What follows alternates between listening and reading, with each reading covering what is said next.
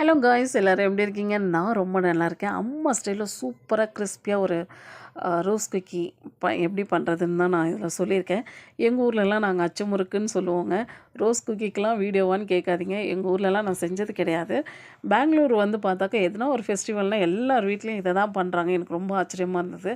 So அதுக்காக இந்த video உங்களுக்காக நான் ஷூட் பண்ணியிருக்கேன். வாங்க வீடியோக்குள்ளே போகலாம்.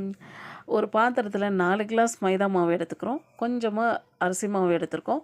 1 கிலோ மாவுக்கு 1/4 கேஜி சுகர் மீடியம் ஸ்வீட்னஸில் இருக்கும். உங்களுக்கு வேணும்னா ஒரு 50 கிராம் ஜாஸ்தி போட்டுக்கோங்க. ஒரு 4 ஏலக்காய் போட்டு பவுட்ரு பண்ணி மாவோடு சேர்த்து நல்லா கலரியாச்சு. 2 முட்டை, 1 கிலோவுக்கு மாவுக்கு 2 முட்டை நம்ம அடித்து நல்லா சேர்த்துருக்கோம்.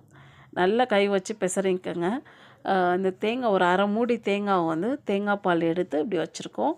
ஃபஸ்ட்டு பால் ஊற்றி நல்லா கிளறிக்கலாம். 2வது பாலை ஊற்றி மாவு ஃபுல்லாக நம்ம கரைச்சிக்கலாம். நீங்கள் பேக்கெட் பாலும் யூஸ் பண்ணிக்கலாம், தண்ணி கூட யூஸ் பண்ணிக்கலாங்க. நம்ம என்ன சேர்க்குறோமோ அதை பொறுத்து தான் அந்த டேஸ்ட் வந்து நல்லா தூக்கி கொடுக்கும். அதுக்காக நம்ம தேங்காய் பால் சேர்த்துருக்கோம்.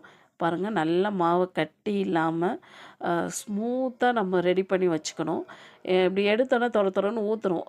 தோசை மாவை விட கொஞ்சம் தின்னாக இருக்கணும். அப்போ தான் அச்சில் இப்படி வச்சு விட்டோன்னாக்கா சூப்பராக வரும். இப்போ ஒரு கடாயில் எண்ணெய் ஊற்றி காய வச்சுருக்கோம். அது கூடவே நம்ம வந்து அச்சையும் வச்சிடணும். அப்போ தான் எண்ணெய் சூடாக அச்சும் சூடாகும். நல்லா சூடாச்சுனா தான் இப்படி அச்சில் எடுத்து இப்படி விட்டோன்னா அழகாக பூ மாதிரி அந்த ஷேப் வந்துட்டு கரெக்டாக வரும். இல்லைன்னா மாவு வந்துட்டு சரியாக ஒட்டாது. இல்லைன்னா அச்சிலே ஒட்டிக்கும். ரொம்ப கஷ்டப்படணும். ஸோ நான் சொன்னதெல்லாம் கரெக்டாக ஃபாலோ பண்ணுங்கள். 2டே விஷயம் தான். மாவு வந்து தோசை மாவை விட தின்னாக இருக்கணும். அச்சு வந்து நல்லா சூடாக இருக்கணும். அப்போ தான் கரெக்டாக வரும். இந்த மாதிரி ட்ரெடிஷ்னல் ஸ்நாக்ஸுக்கெலாம் நம்ம சேனலை ஃபாலோ பண்ணிக்கோங்க. வீடியோ பிடிச்சிருந்தா லைக் பண்ணிக்கோங்க, சப்ஸ்கிரைப் பண்ணிக்கோங்க. பாய், see you, stay tuned.